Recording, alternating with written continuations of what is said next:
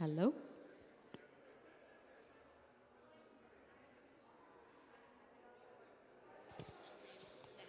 Hello? Hello? Testing? Very good.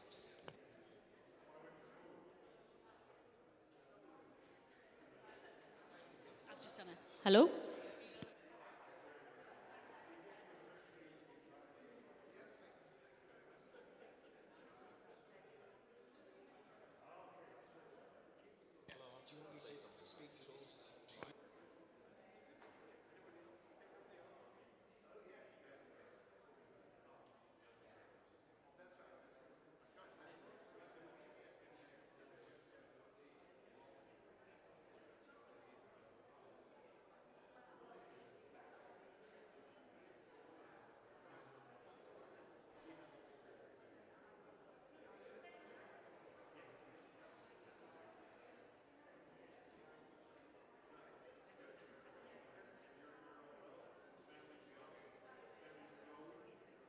This, so it's on the microphone. Oh, you're not speaking now? Oh.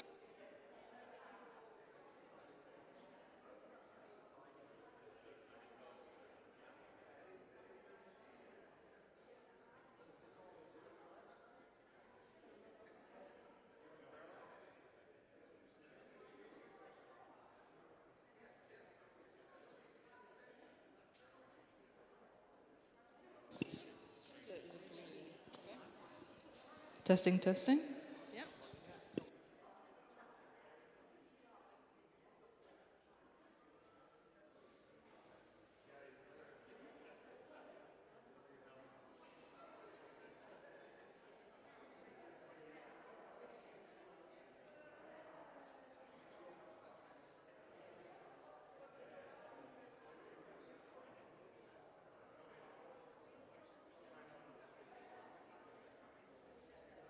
January while the scaffold was still on, we're doing our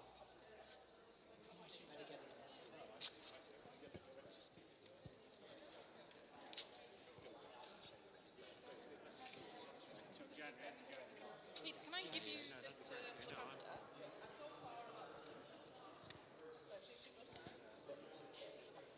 Yeah.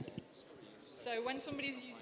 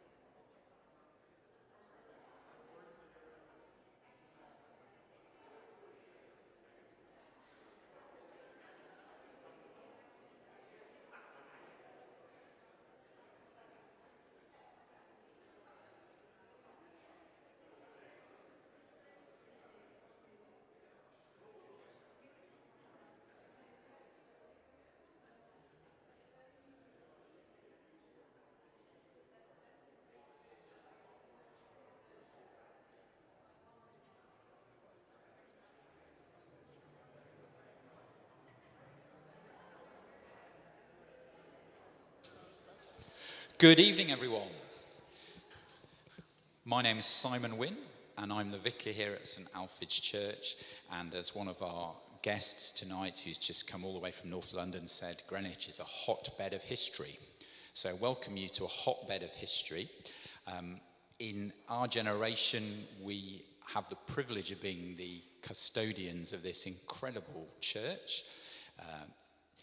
There's been worship on this site since 1012, when an Archbishop of Canterbury was martyred on this spot. We won't go down that road in the current events, but Alfage, and he is our saint. He is who we're dedicated to. And this is Hawksmoor's first solo church. So welcome to all of you members of ICOMOS and friends and guests. On behalf of our church, as vicar, Anne, who's our volunteer development manager, Mathilde, who's our heritage manager, and some of our fantastic volunteers who are here tonight to help you have a really excellent evening.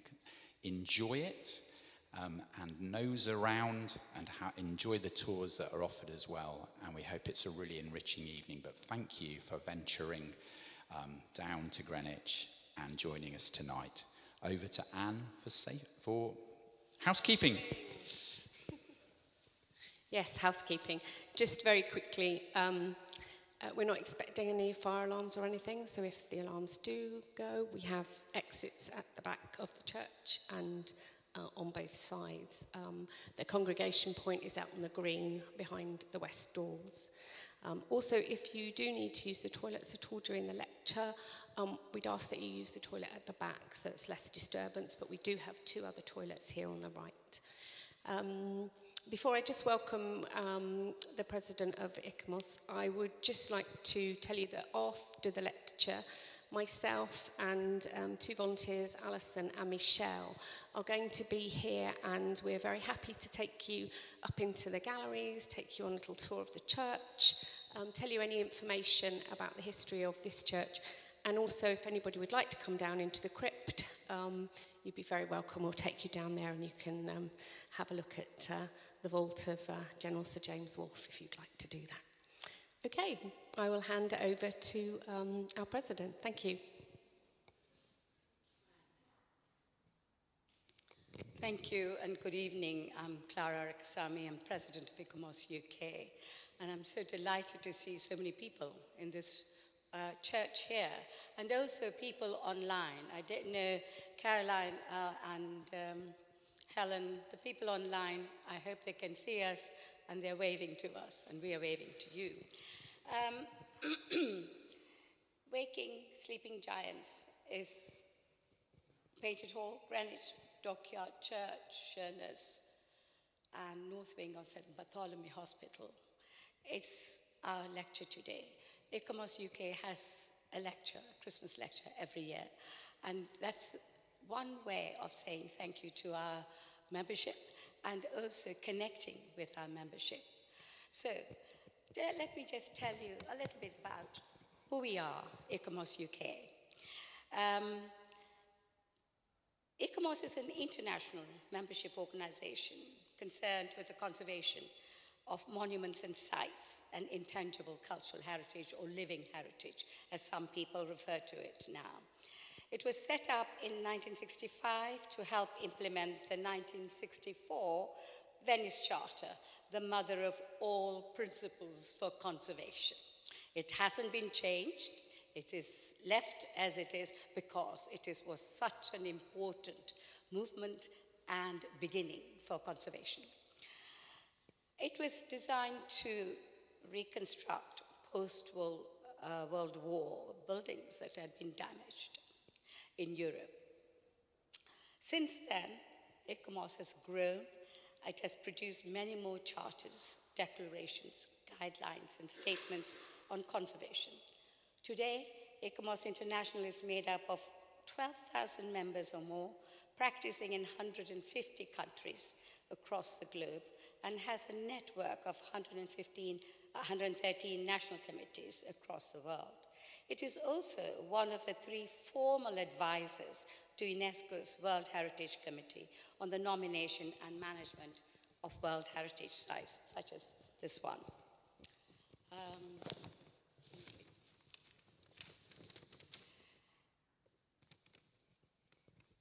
The standards that ICOMOS sets, it's a standard setter, are regularly borrowed. It is set for its own members, the 12,000 members, but it's regularly borrowed by and cited by individual specialists, professionals and practitioners, and non-government organizations, the private sector engaged in conservation work.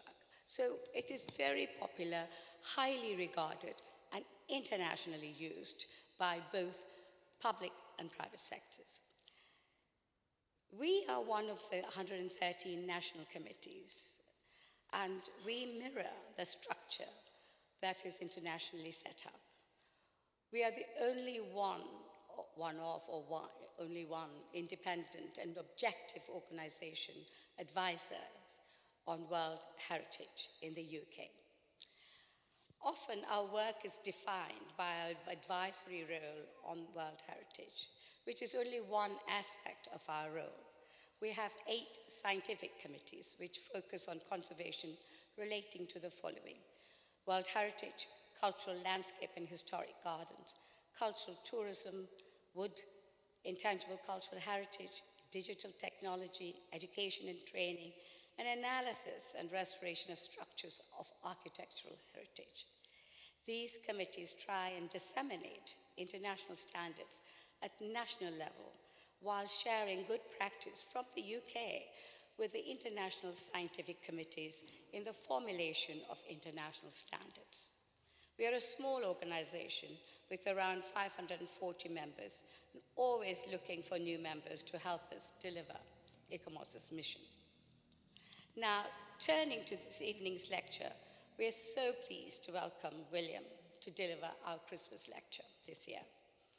William, who's currently the Chief Executive Barts Heritage, is an architectural historian, writer, campaigner, and heritage specialist.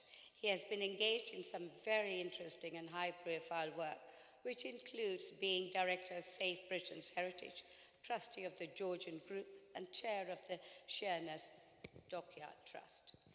William is, of course, no stranger to Greenwich. He was the conservation director of the Old Royal Naval College, where he led the multi-award-winning Painted Hall conservation program. And this evening, he will give us some insights into the successes and challenges of 3 major conservation projects, which he has overseen since 2016. He will recount the story behind the epic Painted Hall in Greenwich, the rescue of the fire-damaged Dockyard Church in Sheerness, and provide an update on his current project at St. Bartholomew's Hospital in the City of London. I know all 3 of the projects. I'm sure many of you in the audience know too, and online.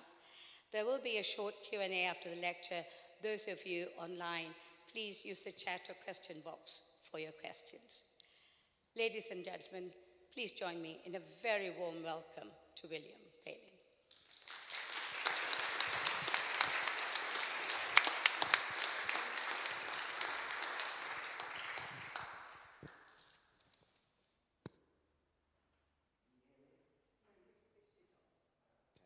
It's a bad start.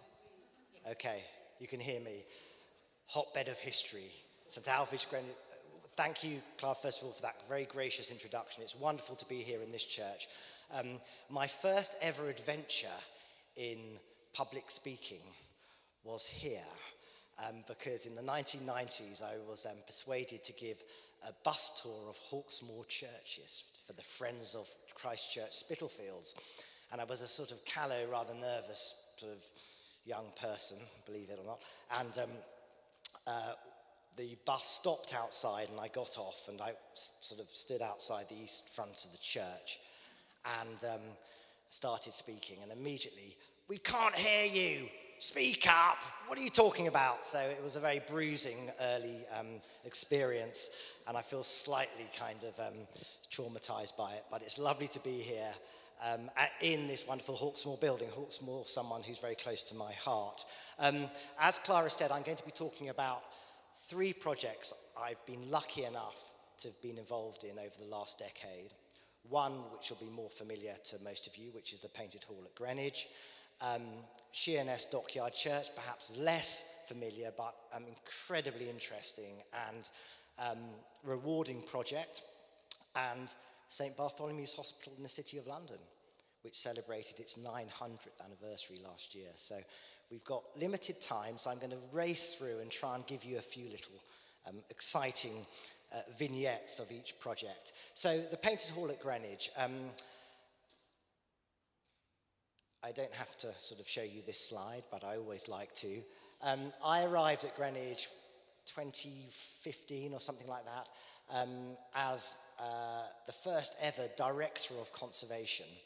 And I was responsible for looking after the spectacular buildings by Christopher Wren, Hawksmoor and others. And I remember every day coming to this place thinking, why me? You know, what have I done to deserve this? It was an incredible privilege. And of course, the first major project which we did was the conservation of the Painted Hall, which we all know the many lives of the Painted Hall. Here it is, Nelson's body laying in state. The National Gallery of Naval Art, which eventually moved across the road to the Maritime Museum.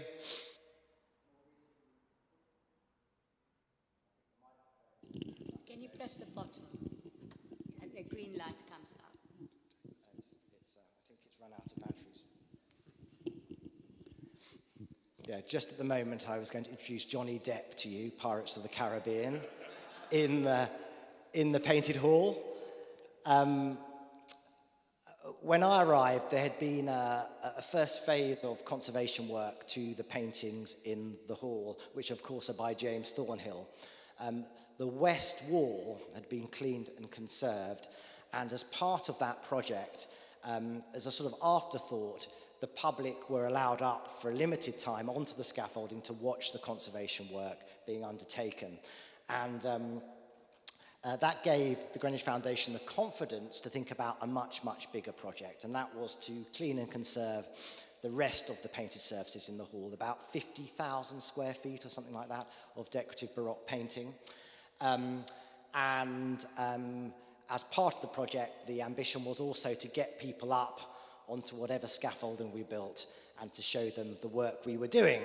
And the work was necessary because this, believe it or not, was what the ceiling looked like in the Painted Hall before we started the project. The varnished surface of the paintings had blanched and deteriorated. This sort of whitening is caused by the sort of microscopic cracks in the varnished surface, which were making the paintings difficult to interpret. And there were a whole lot of other conservation issues that needed to be addressed. So this was the driver for the project, which was to conserve these beautiful paintings. But in doing so, we also had to make sure that the environment in the Painted Hall would sustain the decorative surfaces, and we wouldn't have to return, certainly in my lifetime, to do another project of this scale. And you know, very dusty it was. I forget how dusty it was at the high level, about that much thick with dust. So we conceived the project, and some exciting things happened in the development of the project. One was that we began to think about the undercroft space that was divided, quite institutional. There was an old sort of naval bar in the middle and a blue carpet. And we thought it would be lovely to sort of reveal Christopher Wren's original architecture as part of the project. And there was a good reason for doing this, which was that we needed to create some, without getting too technical, some environmental buffers to able to stabilize the relative humidity in the hall, which was the chief agent of decay for the painted surfaces. So in bringing visitors into the undercroft first, and through a glazed screen, we could protect the environment in the painted hall. Previously, of course, you just went straight in through those doors at the front. The doors were generally left open, and that caused a lot of the issues. So with our architects, Hugh Broughton, and our conservation advisor, Martin Ashley, we conceived this scheme. And true to our promise, we put up a massive scaffolding in the painted hall and invited the public to come up and enjoy the journey with us. And I think it's so important, if you can, to engage people as you're doing the work on these important projects. It keeps the project alive. Otherwise, you'd just be closing the building, doing the work and reopening it again. It helps us deliver some really interesting public engagement activities to allow people access to the conservation team to be able to ask questions, see what's going on. And then there's some quite important benefits which are sort of less tangible, which are the more people see what you're doing, the more people see the meticulous, painstaking work that you're carrying out, the more they understand, A, where all the money's going, and B, why the object is so precious. And that shared experience of seeing close quarters how we are looking after and healing these buildings, it's a very important part of the engagement process. Here's our conservator, Francesco, looking a bit younger than he does now. He's currently working at Bart's with me, and he's doing some cleaning of the surface, and you can see just the difference being made just with a swab with some deionized water on it. And we had an amazing team of painting conservators on this project, led by Stephen Payne and Sophie Stewart, and here are just a few images from that. And of course, our scaffolding tours. We had 84,000 people up on that scaffolding during the project. It was really amazing, and it was delivered by an absolutely exceptional team of people at the Old Royal Naval College, the visitor team, and volunteers. And here is a group up there, that weird experience of being so close to these great paintings. Everything's slightly distorted. You see it like a foot or a hand trying to work out how it all fitted together. And of course, you could see where a previous conservator has signed his name on Queen Mary's breast. These little moments of excitement. The conservation work itself took about a year and a half. The project took longer because we were working on the Undercroft too. So we started in 2016 and we reopened the Painted Hall in 2019. And the transformation was amazing. We did some quite controversial things. We removed the Navy tables that dated from the 1930s. But I was confident that we needed to reveal the space as it should be. And we kept these beautiful naval benches, which were made from the Naval Art Gallery. And where we were missing them, we had them replicated. And then we put these banquettes down the middle of the hall with these lovely red leather seats and covers. And the idea was that we'd encourage people to lie down and look up at the ceiling. I wasn't totally convinced this would actually happen. But on the first day when we opened to the public, sure enough, there were all sorts of people just lying down, enjoying the experience and not being too sort of self-conscious about interacting with the hall and our furniture. As many of you who've been there will know, the transformation of the Undercroft was quite extraordinary. We put down a new stone floor. We revealed the full extent of Wren's original space. And in the course of the project, we accidentally excavated part of Henry VIII's royal palace. And I remember the phone call I got from our site manager, Graham, who was slightly laconic, and he said, "Will, we found something." I said, "Oh, that sounds interesting." He goes, "Yeah, I think it's quite old. I think it might be Henry VIII's wine cellar." And it was very difficult because it was very exciting, but also potentially absolutely kind of enormously disruptive for the project, because we would then have to get all the archaeologists in, we'd need to delay things, we need to work out what we're going to do. But we decided to embrace this discovery, and we raised some extra money, and as you will know, when you go there today, there is an oval opening where you can look down into this Tudor cellar, which we think was designed to take the beehives during the winter months. The little niches are called bee bowls. I helpfully haven't included a slide, but I didn't want to sort of overwhelm you with information.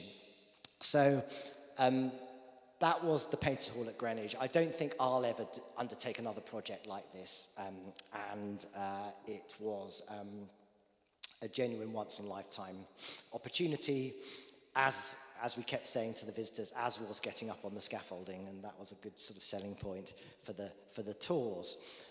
However, while I was working at Greenwich, I also had a side project. I was chairman of a preservation trust in North Kent, somewhere called the Isle of... Who's been to the Isle of Sheppey here? Yes, good, that's good. Excellent. And somehow I had to run these two projects concurrently, and this, of course, was I was a volunteer, and I had to sort of secretly sneak off to Sheerness to help raise money for this amazing project. And I remember being up on the scaffolding under the dome of the Painted Hall with our then chief executive, Brendan, and I took a phone call, and it was from the lottery saying we'd got the round 2 funding for Sheerness Dockyard Church. And Brendan, I think, was already concerned that I was doing too many other things, so I had to sort of suppress this excitement of having received this wonderful phone call. In the end, I think Brendan sort of understood, and I managed to do both things at once. But the Sheerness project was amazing. I'd got involved there. This is a slide I just show people who think the Isle of Sheppey's in Scotland. It's on the North Kent coast. There it is, the Medway and the Thames coming out. Strategically important point at the northwest tip of the island, where a dockyard was built in the originally in the Tudor period. It was then enlarged and then completely rebuilt in the early 19th century to a very, very high standard. The naval dockyard closed in 1960, catastrophic impact on the island economically, and a commercial port took over the site. So you can see it's a sort of triangular site here. That's a dockyard wall going round. And after the commercial port took over, it began to demolish the historic buildings. The quality of the early 19th century work at Sheerness was astounding. It was engineered by John Rennie. Everything was built on timber piles. Everything was over-engineered. It was architect designed, originally by an architect called Edward Hull, and then someone called George Ledwell Taylor, a very interesting architect. He built the tower at Hadlow. He built part of Hyde Park, so he had experience in metropolitan urban architecture. And he came to Sheerness and as a naval architect, and he designed the buildings there. And they are of exceptional quality. Here's Naval Terrace, which survives. And if we look back here, this residential quarter at the tip, the sort of eastern tip of the dockyard, somehow survived ownership by the port, partly because they converted some of these buildings into offices, and they demolished the garden walls for this terrace to build a car park for lorries. I arrived in Sheerness in about 2007, and I was completely amazed by what I found. It's not a glamorous location. There's a busy road, there's the container dock, there's a Tesco over the roundabout. There was a steelworks operating just 50 yards from this terrace when I first arrived in Sheerness. But I was absolutely captivated by these buildings. And then this extraordinary world. This is Naval Terrace, which is just outside the dockyard. And inside the dockyard was this residential quarter, which survived, looking very, so that the buildings were empty, they were decaying. And a group of us got together, a few friends from Spitalfields, and we raised the money to buy out the evil developer who owned all this stuff. He was going to basically demolish the buildings and build flats and various other things. And we managed to raise £1.8 million over 2 weeks.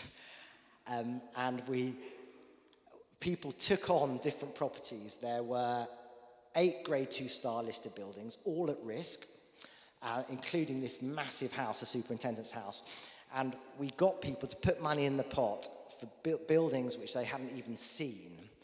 And the idea was that we'd buy them out on a back-to-back arrangement and then pass on the properties, which we did. And at that point, I was a trustee of something called the Spitalfields Trust, and we were using that as a vehicle. And work began. So some before and after. This is how it looked when we first came. This was the garden after we first moved into the buildings. This is how it looks today. That's the avenue that leads to the church, beautifully complete. So massive heritage success story. And I remember getting the call from the Chief Executive of Historic England to say that, to congratulate us that 7 buildings had come off their at-risk list once we finished the work there. However, there was one building that looked like it was probably beyond salvation, well, to some people, not to me, and that was Dockyard Church. Here is Naval Terrace. I showed the photograph earlier, the magnificent neoclassical church by Ledwell Taylor with these Greek Ionic columns, this square tower, imposing monumental architecture, burned in 2001. And this is what the church looked like when we began thinking about rescuing it. So a few of us then got together and we founded a little preservation trust, and we got a bit of money from the lottery to set up the trust. We got a bit of money from the Architectural Heritage Fund to employ a project manager. And we dreamt up a mad idea that we would repair this building and repurpose it. The church had been deconsecrated in the 1970s. So in a sense, we had the flexibility to do something different with it. So we dreamt up a scheme, and we went to the lottery, and they liked it. But the trouble was we had to raise nearly £10 million to do it.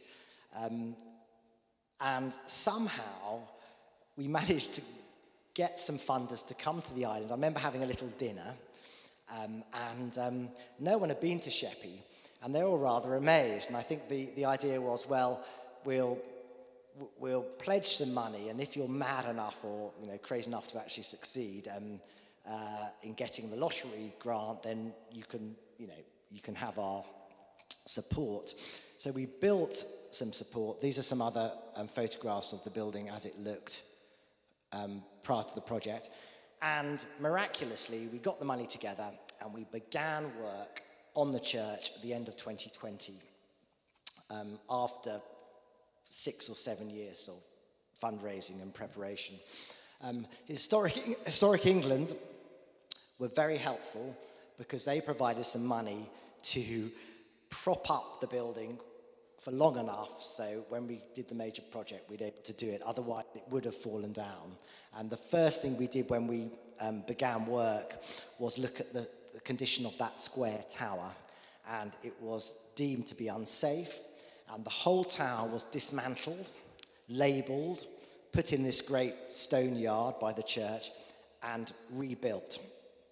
And here are just some photographs from that process. We also wanted to leave the church looking even better than it had done before the fire. And we had the opportunity because the church had been altered in the 19th century after a previous fire and had lost its parapet. So it had these eaves corners, slightly sort of ungainly looking roof line. And we decided to reinstate the parapet. And this building is so vast, the parapet itself was sort of 15 feet high. But we decided to do it. I used the same architects, Hugh Broughton, as we had at Greenwich, and Martin Ashley was the conservation architect, so there was some continuity. The same main contractor, Coniston, who did the work at Greenwich, so it was like a sort of, it was a side project for all of us outside Greenwich. And we had these huge glulam timber trusses made, winched into place. As I said, we reinstated the Georgian roof line, and the tower was rebuilt, and this was it sort of being unveiled as the scaffolding came down. It's an absolutely beautiful piece of work. The subcontractors were Paystone, and I think they include this building on quite a few of their literature these days, and it's just won the Natural Stone Awards, and the church project won the UK Project of the Year Award at the Royal Institute of Charter Surveyors, so it's being recognised. That is the building as it looked when we completed the work. There it is in all its glory. I took the controversial decision not to clean the columns, partly because the test cleans we did weren't conclusive, and we would risk damaging the stonework. And I rather like that sort of patchwork, this reminder this building has been through troubled times. We put in a light touch interior, so we left the walls as found, and the effect was what we were insistent of is keeping the full height space, so it would have the magnificence of a church space.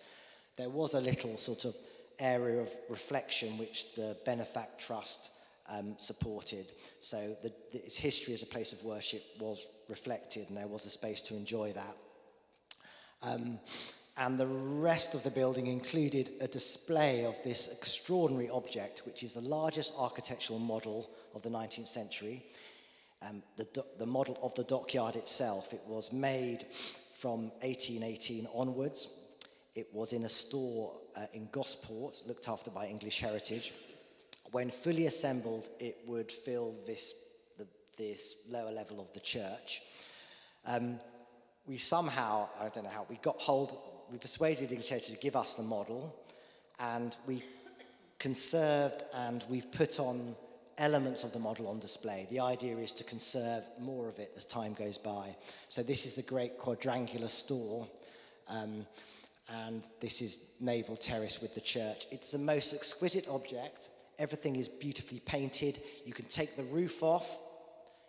Obviously, you can't if you're a member of the public, but you can take the roof off and look in, and it's all detailed. The fireplaces are inside. It's the most wonderful object, and I do urge you all to go and have a look. So the model's on display. The rest of the building is a mixed-use space. So we have meeting rooms, we have co-working space, and there's a cafe. And it's leased to an operator, so for 3 years, over to you guys, they run it. And it's absolutely thriving and bustling. And everybody who said no one would go there, the cafe's too expensive, who'd want to go to Sheppey, they've all been proved wrong. And you can carry on proving them wrong by going and visiting yourself if you haven't been there. It's a wonderful thing. It's a project which I'm most proud of because it was really against all the odds.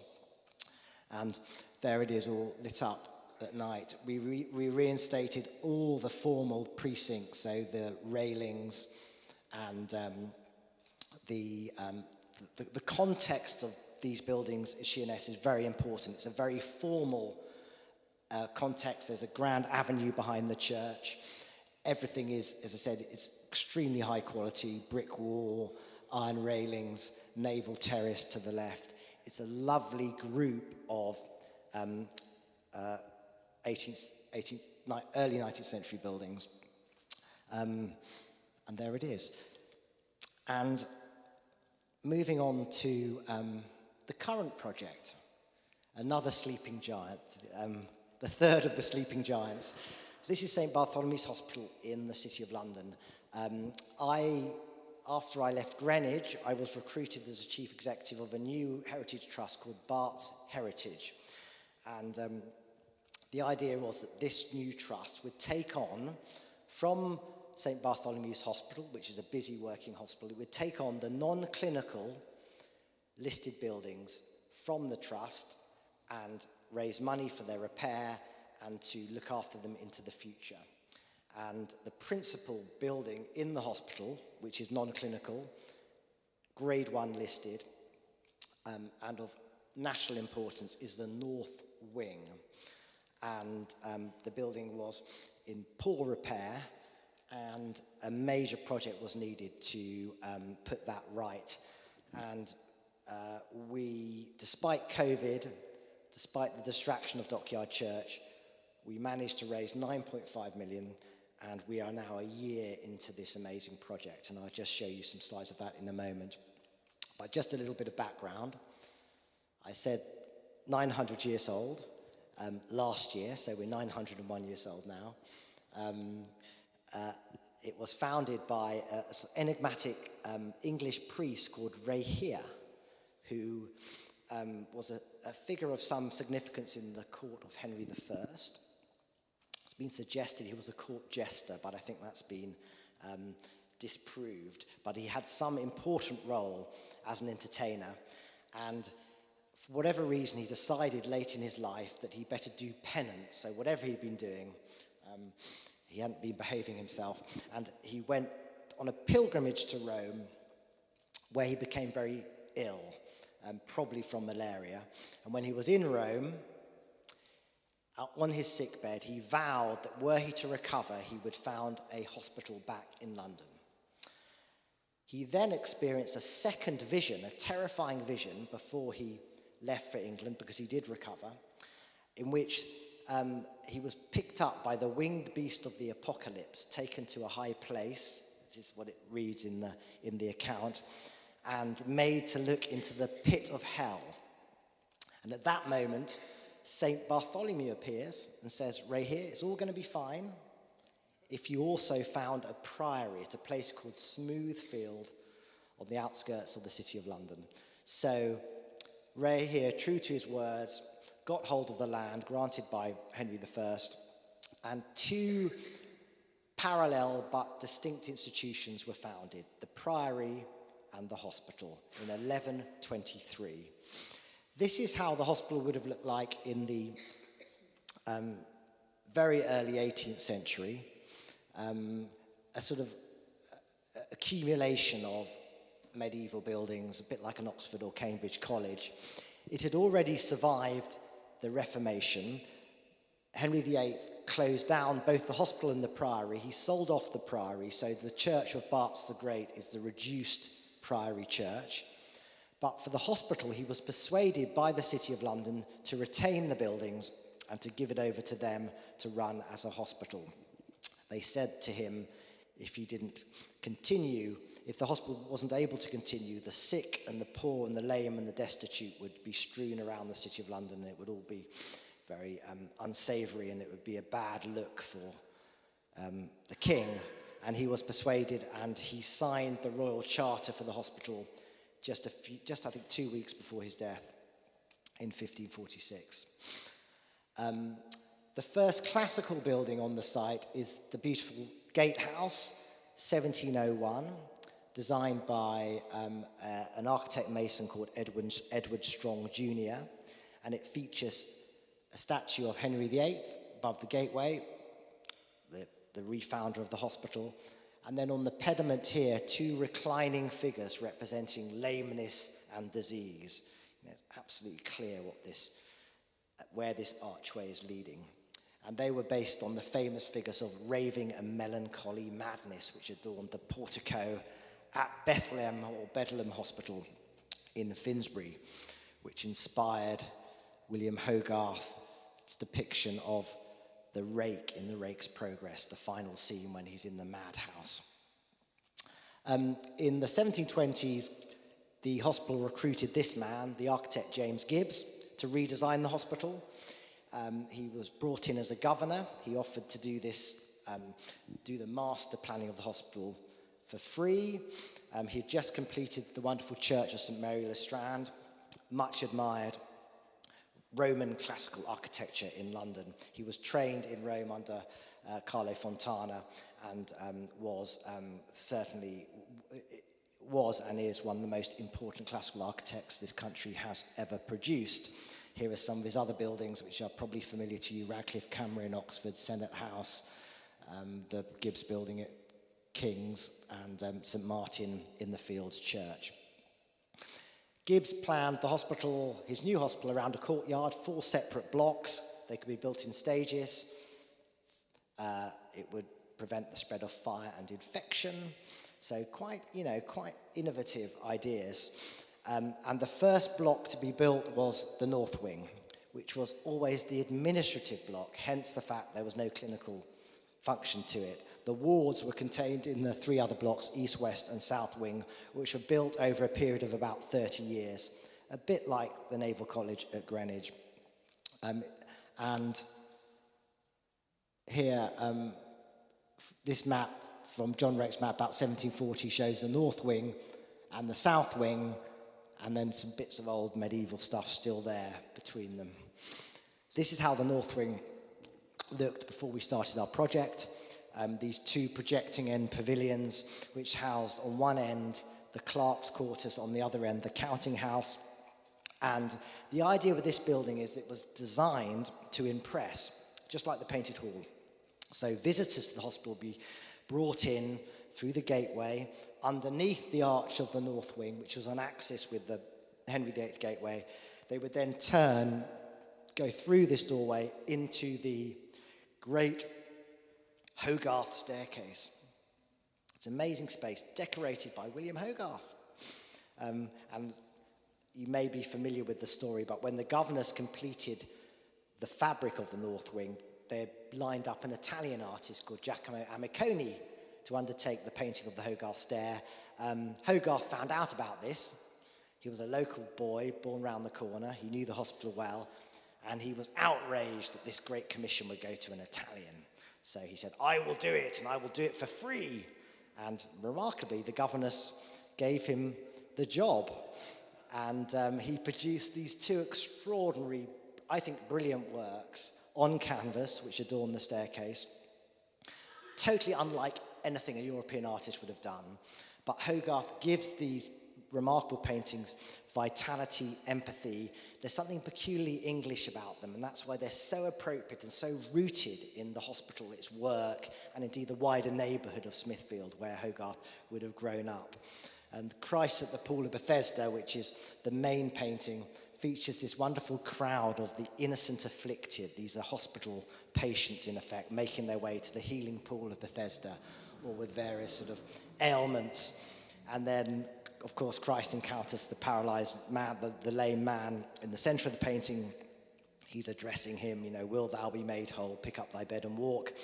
But Hogarth, he likes a bit of a story, so it likes a bit of moralizing. So on the far side, we have the wealthy woman attempting to jump the queue and get in there first. So her entourage are preventing the woman with the baby from getting to the healing pool, so her mistress can get in there first. And then Hogarth, I think at his very best, a figure of death, just here. Perfectly placed, so when the governors finished their great banquets in the great hall, when they came down the staircase, this is the first thing they would see. And they'd be reminded, jolted, that they would need to continue the work to support the hospital while they were still alive. The other painting is the Good Samaritan, which also has some very beautiful elements, particularly the wounded man and the horse. Hogarth working very hard. He didn't want to be attacked or ridiculed by these works, and indeed his critics were lining up. So when the paintings were unveiled in 1736, they were all rubbing their hands together, because Hogarth had never attempted anything on this scale. His inspiration was James Thornhill, his father-in-law, who decorated the Painted Hall. And George Virtue, writing about the paintings, said that overall, Hogarth had done better than they had expected. So I think that's about the best praise he could have hoped for. They are remarkable and much misunderstood. If you try and look at these paintings from the idea from the prism of classical art, they don't really fit. They've troubled art historians for centuries, I think is what makes them so special and lovely. Anyway, back to the project, because I'm conscious that I'm running out of time. Because the building hadn't been prioritised for funding for maintenance and repair by the hospital, it was falling into a pretty poor state. And here is the Great Hall. I mean, it's deceptive. You can't really see some of the problems, but there was water ingress that was causing timber decay in the roof, and indeed some of it was damaging the interior of the hall itself, the plasterwork, etc. Or the windowsills hadn't been replaced or looked at for half a century. The roof was a complete horror story. The copper, excuse me, the copper covering, which was put there after the Second World War, had deteriorated. Trees were growing out of the gutters. Here's one of the sort of damaged areas of the hall. And so it needed a major project. And I got there just before COVID. COVID then struck, and I was sitting at my desk thinking, how on earth are we going to raise any money for this now? All the funders have closed down. But it was then we began to think slightly differently about the project and what it should achieve. And we began to, during COVID, I began to open the building to hospital staff who were effectively looking for somewhere to come to escape the high-pressured clinical environment of the hospital itself. So we set up some well-being spaces for staff where they could come and play pool and have a coffee. And they loved it. And it was very positive. And I then began thinking, when we emerge from the pandemic, health and well-being is obviously going to be a priority from a lot of these funders, including the National Lottery Heritage Fund. So we built a new project around heritage and well-being and relinking the North Wing with the hospital and its work. And that formed the backbone for the project itself and enabled us to raise the necessary 9.5 million to undertake the first phase of works to the North Wing. Here's just a cross-section of the North Wing with the Hogarth Stair, the hall, and those blue spaces, which are the well-being spaces at the other end of the building. It's funny because you can't help but think of the building being where it is as a sort of patient. So we looked at it, we diagnosed it, we x-rayed it, we gave infrared sort of photography to the paintings, and we had to establish what was wrong with it. And that required opening up an investigation. We then developed a treatment plan, and we are now delivering that treatment plan to heal the building and to keep it going for another 100 years. Here is some, I think this is the open house in 2021 with the public coming into the building. It's not well known, it's not publicly accessible ordinarily, so there was a great appetite and interest in the building, which I knew we could harness when we undertook the project itself. And this is just some of our early work we were doing with the clinical teams in the hospital. This is a team of anaesthetists, and they're looking at items from the rich archive, beginning just to sort of think about things differently and to reconnect with people. Because when you're in a hospital and you've got your PPE in and everything else, that's harder to do. And Gianpaolo in the centre here, he used to bring his trainees to look at the Hogarth paintings so they could understand, they could think about empathy and the human being. So that was part of the enriching element of our project. As well as its beautiful ceiling, the Great Hall is adorned with the names of 3,000 benefactors. So it's a temple to philanthropy. All these names, everybody who was anybody in 18th and 19th century England is on the wall. And this enabled us to, continue the tradition. So we got our sign writer in, Phil, and we added our new benefactors. It used to be £50 to get your name on the wall. Now it's 50,000, but it's been a good enticement. Lots of former consultants who have done well have got their names on it. And there's a bit of competition, so if they see one of their mates up there, they want to be up there too, and that works perfectly.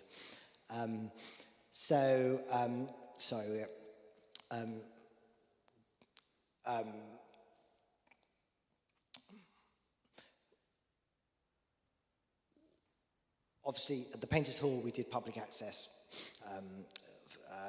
for the conservation work. I wanted to do the same at Barts. So we built this into the project too. And we are now in the fourth month of our open access tours to Barts. And I'm just going to move on to, these are some of the many activities we undertook in the hall. I just always have to show the slide of me and the king hanging out, as we always do. There he is cutting our cake at the end of our fundraising episode. Sorry, my slides have sort of slightly deteriorated in order. This was quite funny because I was charged with giving the king the knife to cut the cake. And of course, I brandished this knife, and immediately his security team sort of moved in on me. And he took it quickly and cut it. Then he went off. He went sort of rogue into the crowd and met the people. That's our list of donors emerging. And during the 900th anniversary, we knew that this would be a great opportunity to highlight the project, to bring attention to it. And we commissioned this man, Adam Dant, who's a topographical artist. And he produced this huge work, which now adorns the hospital foyer. And it's a picture of the hospital overlaid, you can't really see in this slightly blurry photograph, with 900 stories from the 900-year history of the hospital. And that's a familiar figure unveiling it. One of the security guards approached Sir Michael Palin when he came to the hospital and asked if he was Melvyn Bragg, and that amused me. And there were lots of celebrations. Anyway, we began our work in January. Massive scaffolding over Barts, so this complete shrink-wrapped building with our stylish hoarding, and that's been enabling us to get full access to the roof, which has been stripped. The lead is going down now. Here's just a few images from some of the meticulous work going on at the roof level, and some of the challenges we have with the damaged stonework at parapet level. The floor of the Great Hall has been up, our new surfaces have been laid, all the other stuff has been stripped out. The beautiful charter window, which dates from the 17th century, has been removed. That's in in Wells, Somerset, being conserved. Rather scary moment when they were removing that. And here is our extraordinary scaffolding, which is a birdcage scaffolding, which means it's not supported by the floor. It spans through the window, supported by the external scaffolding. And we have a high-level deck where the public come up. So it's an evocation of the Painted Hall project, but a much smaller version. We're expecting probably about 2,000 people up there. And there's Francesco, you saw earlier in the Painted Hall, working away at Barts. And here is the great Hogarth staircase with the conservators doing their thing and our visitors being shown round. It's been a really, really joyous journey so far, seeing everything coming back to life. So our scaffold tours are being led by a team of volunteers that we've trained up, 30 of them. Some of them are Bart's staff, some of them are just from the local area. And the whole idea is to keep a sort of sense of camaraderie and generate a sort of family feel to the whole project. Thanks to the brilliant team that I've got under me, we've been able to do that. And it's been one of the many benefits the project can do. It's not just about the fact we've got apprenticeships built in, we've got all our engagement work with the staff and the patients, but our volunteers, they've learnt a new skill, they've got confidence, and they can go off and do other things. So it's a great thing. And this is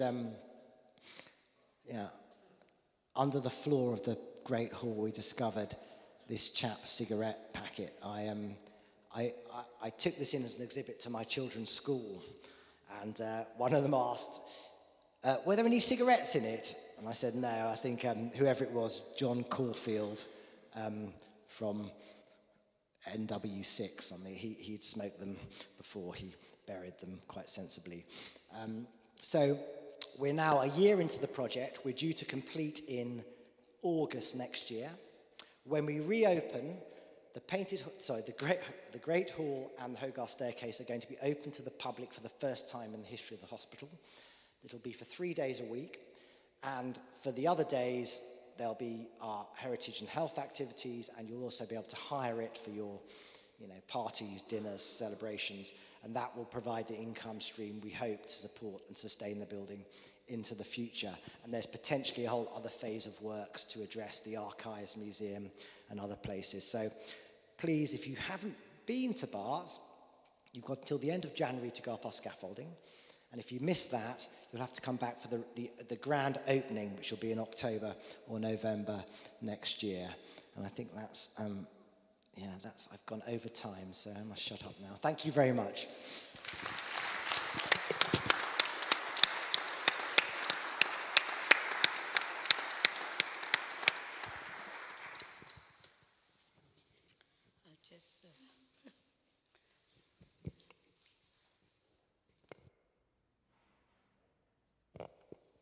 Hello, it does work. William, thank you so much for that wonderful, wonderful comparisons of 3 projects, all the challenges. And you made it so light, the challenges of, I've project managed, and I know how difficult it is, but you've made it so easy. And the next time, I'm going to invite you to come and speak about how to make $1 million in a week. Or raise $1 million in a week. That'll be delightful, and I'll pay you for that.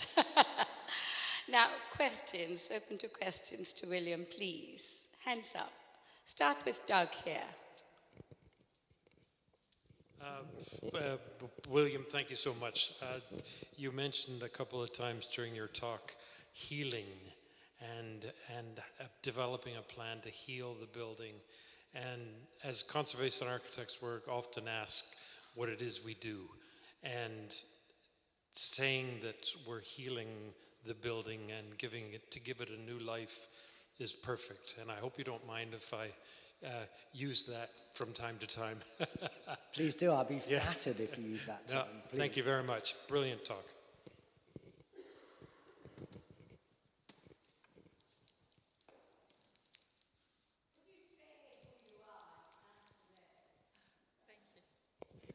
Hello, thank you very much. I'm from ICOMOS Development Committee, Interim Chair, Dennis.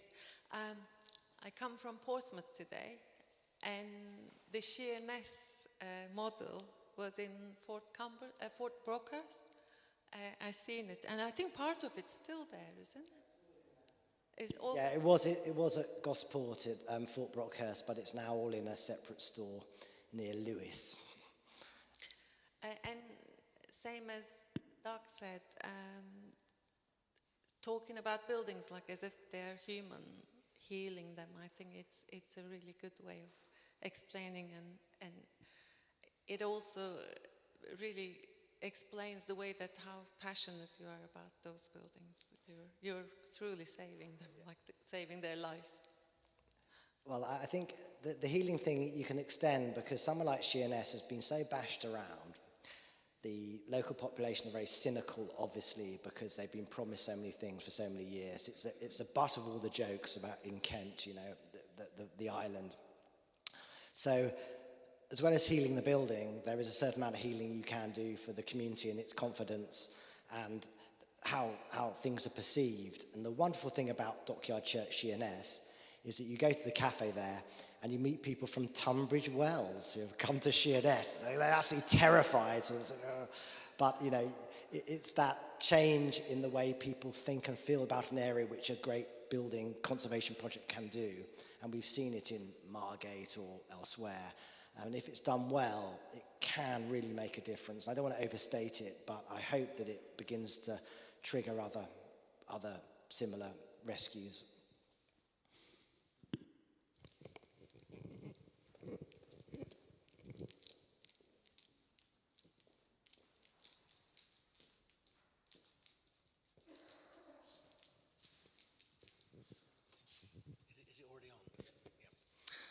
Hello, My name's Jim Coulson. Sorry for the late arrival. My train was an hour late coming down from Yorkshire. Somebody inconveniently jumped in front of a train in Stevenage and everything got backed up for 4 hours getting into King's Cross. So I missed most of your talk, saw the last 20 minutes, but my comment really, apart from what I have seen, which is brilliant, the last thing you showed was the covered roof where you were doing the restoration work and you had the roof fully covered, and that's such an important thing to do. I've investigated a lot of things where people think they can just get on with it, and then of course the British weather comes into play, and a lot of the work is spoiled or held up for a long time, or both. So congratulations on not wasting the money, spending some of the money to a good effect to get the roof on, even temporarily, while you do the proper work. Thank you for that. Yeah, that's very perceptive, and of course it has other benefits. If you cover it properly, you can work all year round. It's protected from the elements. So actually there's a lot of common sense and practicalities about doing the scaffolding properly. It is very, very expensive, but it makes the project run more smoothly and hopefully saves you a lot of money at the end because you haven't been overrunning for various reasons. So it's it's. And I should have said I'm a member of the International Wood Committee, so I'm very sensitive about water getting into buildings.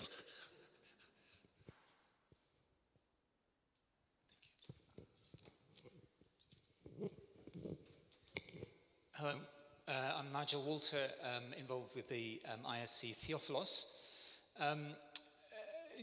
I am also very taken with the idea of building as patient. The implication of that is that it's a living thing, and I'm interested in how these buildings have changed in terms of the projects that you've done. Clearly the Dockyard Church changed significantly because of the adaptive reuse element, but what about the other two? Did you change them as you worked on them, or not? I think it's a very, very good question. I think the first thing is you've got to understand the history of the building completely. And one of the things we built into the Painted Hall project was a whole component of the way we were thinking about the project called the many lives of the Painted Hall. So we followed it from when it was first built as a great dining room to, as I said, when it became a gallery of art, then it became the dining room of the Naval College. And you look at all those things and you then decide, not necessarily on which one to follow, but which are the elements which fit best and land in the most comfortable way in the present time. And that's partly done with aesthetics, it's partly done by being sympathetic and understanding of how people use and perceive the building.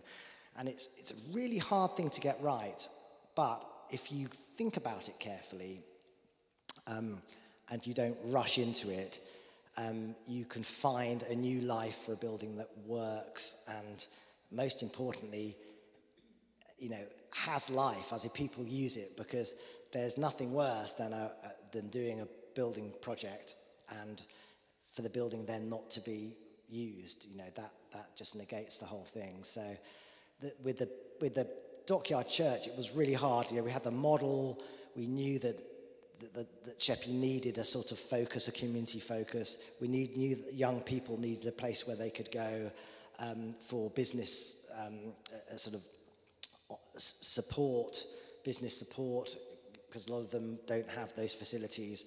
So the co-working space, which has a charity involvement in helping young people get into work, was one of those elements. So we kind of pieced them all together, and then it sort of, if you get it right, it's a happy project.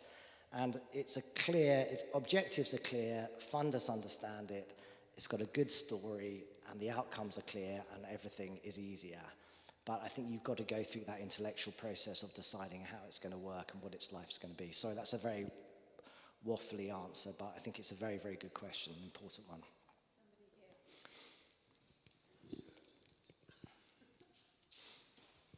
Hello, I'm Tina Chalicum. I'm a retired doctor and a local resident, so I know all these buildings very well around here.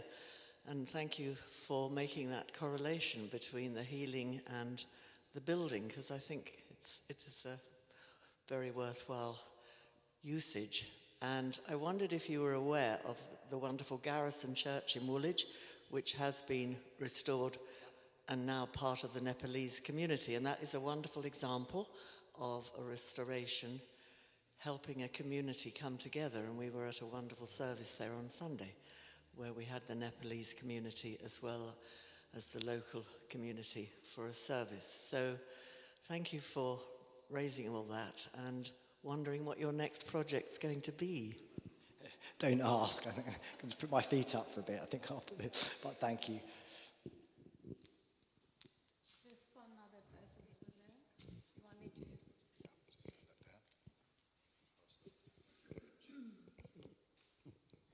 Hello, my name's Rachel Barrett. I'm a project manager at Tower of London, but in a previous life I also worked on major projects for churches. And I've got a bit of a nerdy question about M&E, because the challenges of getting the electrics and the mechanics, and especially the heating of these old buildings, especially when you have the chance to do the conservation major project works, is always a challenge. And I was intrigued, especially with the Sheerness Church, but generally you mentioned about needing to maintain the right environment once you've done all this work. And I wondered if you could talk a bit about the challenges you came, or of use of new technology you might have used in the heating and electrics of these buildings. Yeah, I think I may get shot down for this, but my approach to buildings is generally light touch. So don't try and insert new technology for the sake of it. So with the Painted Hall at Greenwich, it was about a series of interventions which together would make a difference. So we had the thermal buffers, keeping the doors shut. We had our UV blinds over the windows, which were very effective. They cut out the natural, a certain degree of the UV light and the natural light which heated up the space, but in a way that didn't sort of spoil the experience of being in the space. And then with a lot of historic buildings, they thermally can be quite efficient. You don't need mechanical air conditioning. So there's lots of natural things. I mean, there's lots of pressure on listed buildings to adapt and include sort of technology that helps to decarbonize them. But a lot of the time people miss the point that they've been around for 300 years. That in itself is something which is inherently sustainable, which should be kind of acknowledged. And also, if you use them and enjoy them in the right way, there's natural ways they can be ventilated, there's natural ways you can do things. So that's, again, a slightly kind of woolly answer. That was a Painted Hall. At Sheerness, we were able to put, very efficient heating systems in. We didn't double glaze the windows because, again, we didn't really need to. And on a hot day, it warms up nicely. And actually, because the windows were new and fit tightly, there's not that much thermal loss, so it's a benefit. And we didn't have to buy in lots of expensive additions. And then finally with Bart's, again, light touch. I didn't want any air conditioning ducts in the roof. That's dangerous. That's a fire risk. It's energy hungry. So we've refurbished all the sash windows. They fit tightly. They're not secondary glaze, but that makes a huge difference. And a new super efficient heating system which is there. And those kind of carbon benefits will make a difference. And some blinds as well. But we haven't gone down. We're tied to a district heating system, which is just a nightmare. It's a hospital sort of gas guzzling room, but we can't separate ourselves from this quite yet. We could do in the future. But I would just, I went to Lambeth Palace recently where there's a £21 billion decarbonisation project, which is on the face of it, is very admirable, but it is serious stuff they're doing. 4 large steel and concrete platforms with new heat pumps, which are the size of a van. All the historic windows have been taken out and chucked in a skip, and new windows have gone in. So there's a point where you have to say, is that really sustainable? I mean, I'm probably being a bit controversial, but there's elements, I think, where you can't always buy in decarbonisation quite like that.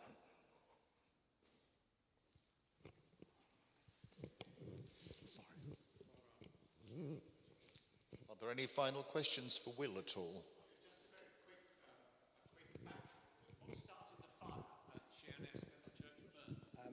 A bonfire. A chap was having a bonfire at the back, and some sparks went into the eaves of the church and set it on fire. It wasn't insured, so it wasn't an insurance job. It's just a very sad sort of story, really. So avoidable, yeah. Final questions? Another one? Hi, I'm Peter Colvin. I was on the staff at Barts until 20 years ago, but I'd like to go and see it. You said it's going to close down at the end of January. Yeah, for the public tours of the site, so you can go online and book a ticket for January. Go online. What's the website? It's bartsheritage.org.uk. If you just do Bart's scaffold tours, it should come up in Google. Yeah, yeah. I'd love to go see it. I'm very familiar with the way it was. Yeah, it's a good opportunity to see it now. Thank you.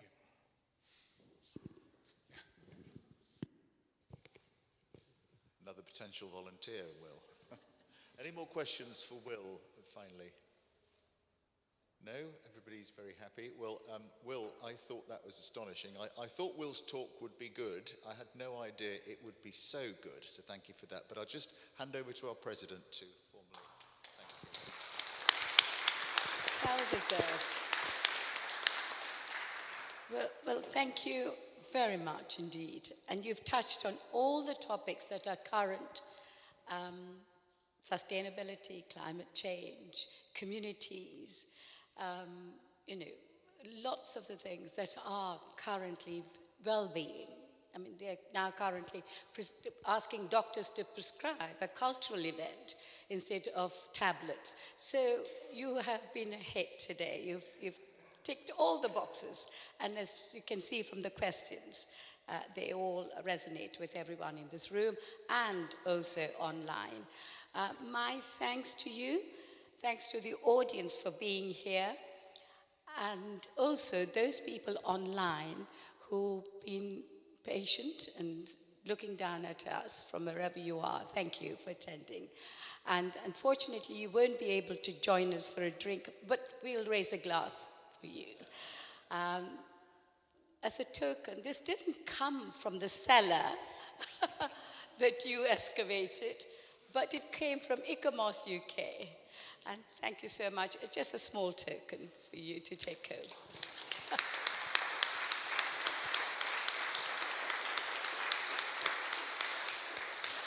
And now we can go and get a glass of wine and whatever nibbles there are and wander around. There are people from the church who are very happy to take you on a tour, both the crypt and up above on the balconies as well. Thank you, and I hope you join ICOMOS UK, and hope we will see new members next year. Many thanks, safe journey home, but enjoy first a drink and a pie.